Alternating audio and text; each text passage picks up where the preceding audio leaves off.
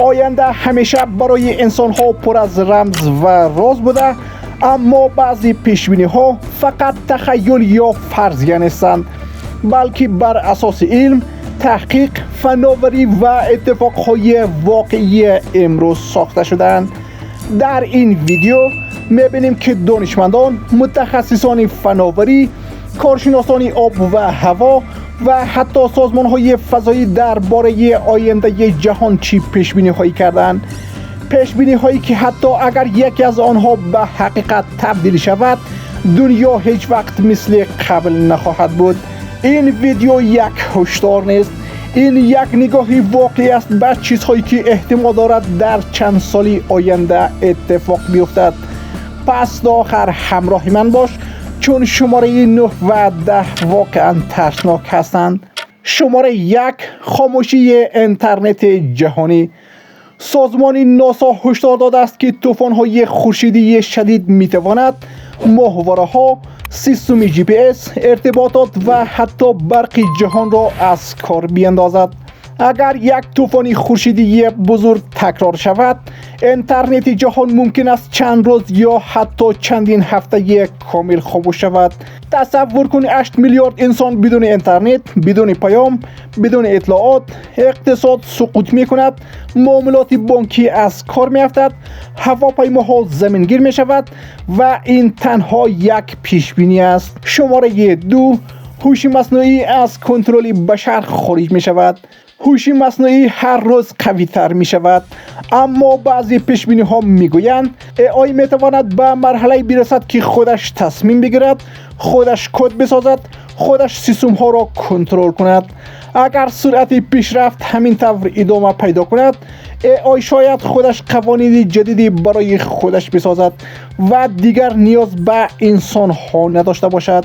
شماره 3: تغییرات اقلیمی غیر قابل بازگشت. گرمایش زمین فقط گرم شدن هوا نیست. علم میگوید اگر روند فعلی ادامه پیدا کند، تا سال 2050 بعضی کشورها غیر قابل سکونت میشوند. خشکسالی، کمبود غذا، مهاجرت‌های عظیم، هواهای خطرناک و موج‌های گرمایی مرگبار، این فقط یک احتمال نیست، روندش امروز دیده می شود. تغییرات اقلیمی برخلاف گذشته قابل توقف کامل نیستند. یخ‌های قطبی در حال نابودی‌اند، جنگل‌های بارانی که ریه زمینند در حال سوختنند و اقیانوس‌ها هر سال اسیدی‌تر می‌شوند. دانشمندان هشدار می‌دهند اگر نقطه بازگشت ناپذیر فعال شود، سیاره وارد چرخه‌ای می‌شود که انسان دیگر قادر به کنترلش نیست. یعنی حتی اگر تولید گازهای گلخانه‌ای صفر شود، زمین مسیر تخریب را به تنهایی ادامه خواهد داد و بشر مجبور می‌شود شکلی جدیدی از زندگی را اختراع کند یا برای بقا به فضا فکر کند. شماره 4: ویروس های باستانی از دل یخ‌ها آزاد می شوند.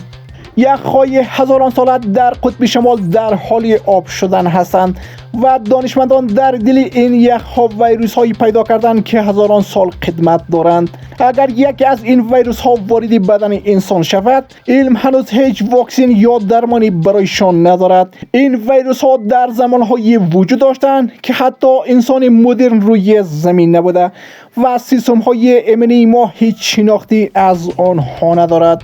مطالعات جدید نشان می‌دهد ذوب شدن یخ‌ها می‌تواند میکروب‌ها و باکتریاهایی را آزاد کند که محیط زیست امروز قادر به خنثی کردنشان نیست. این یعنی احتمال ظهور بیماری‌هایی که نه علائمشان شناخته شده، نه سرعت انتشارشان قابل پیش بینی است.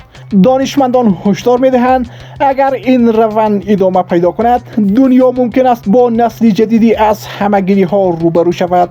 همه‌گیری‌هایی که منشأ آن نه حیوانات، نه انسان‌ها، بلکه گذشته یک کاملا فراموش شده زمین است. شماره 5: عبور شهاب‌سنگ‌های خطرناک.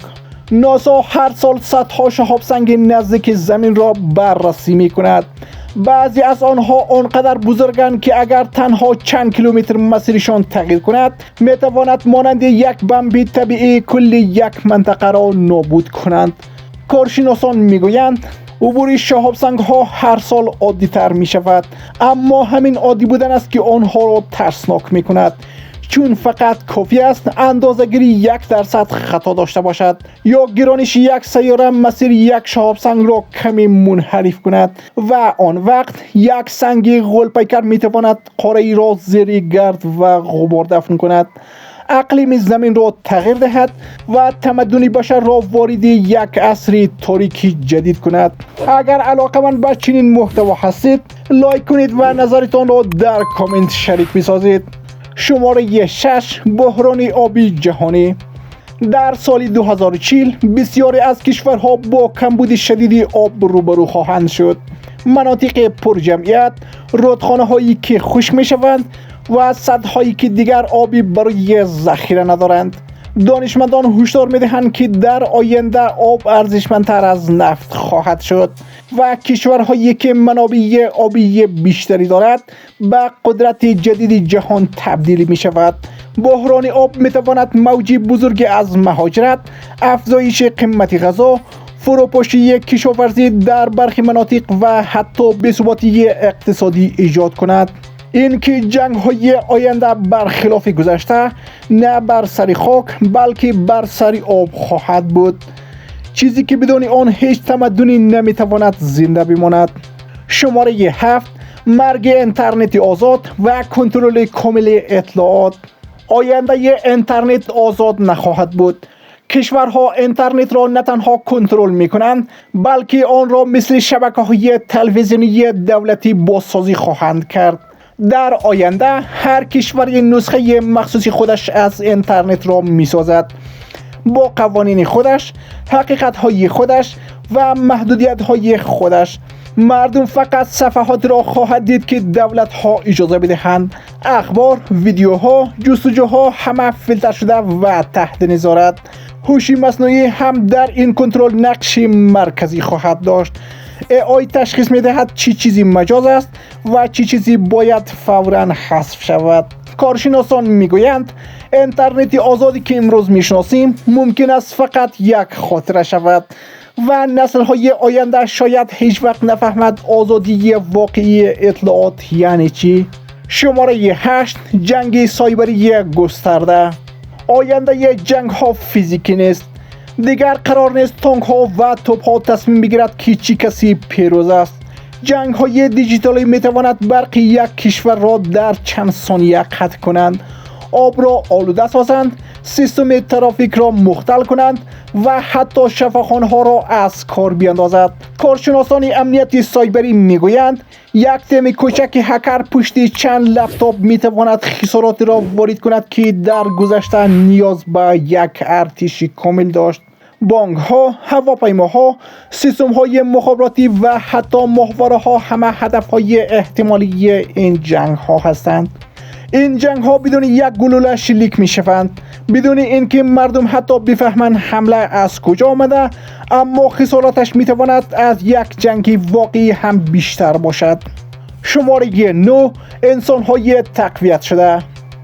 تکنولوژی های زیستی اجازه می دهند انسان ها قدرتی بیشتر، حافظه قویتر، سرعتی بالاتر و بیماری ناپذیری پیدا کنند. اما اگر این قدرت فقط در اختیار یک گروه کوچک باشد، دنیا به دو دسته تقسیم می شود: انسان‌های معمولی و انسان‌های برتر. دانشمندان میگویند با پیشرفت ژن تراپی، نانو تکنولوژی و امپلنت های مغزی، بعضی انسان ها قادر خواهند بود سریعتر یاد بگیرند، خوابی کمتر نیاز داشته باشند و حتی واکنش هایی داشته باشند که شبیه قهرمان های فیلم هاست. این فقط آینده دور نیست، نشانه هایش همین حالا هم دیده می شود. امپلنت هایی که حافظه را افزایش می دهند، تراشه هایی که به انسان توانایی کنترل ماشین ها با فکر را می دهند و داروهایی که قدرت عضلات را چندین برابر می کنند. اما یک نگرانی بزرگ وجود دارد: اگر این تکنولوژی ها فقط در اختیار ثروتمندان باشد، شکاف میان انسان ها از همیشه عمیق‌تر می شود. نسلی از نسلی ارتقا یافته شکل می گیرد که از نظر توانایی های ذهنی و جسمی چیزی فراتر از انسان معمولی اند. آینده ممکن است شبیه دنیایی شود که در آن بعضی ها فقط انسانند و بعضی ها نسخه بهبود یافته انسان که جهان را در دست دارند. شماره 10. انسان ها به ابزار تبدیل می شوند. ترکیب AI، واقعیت مجازی، چیپ های مغزی و دیتا ممکن است باعث شود انسان ها بخش زیادی از کنترل تصمیم هایشان را از دست بدهند. تکنولوژی تورید در زندگی ما ریشه می تواند که مرز میان انتخابی واقعی و انتخابی که سیستم ها برای ما می سازند کم کم محو می شوند. امروز شاید فقط الگوریتم ها با ما پیشنهاد بدهند چی ببینیم، چی بخریم، با چه کسی صحبت کنیم، اما فردا ممکن است همین سیستم ها ذهن ما را تحلیل کنند، احساسات ما را پیش بینی کنند و حتی قبل از اینکه فکر کنیم برای ما تصمیم بگیرند.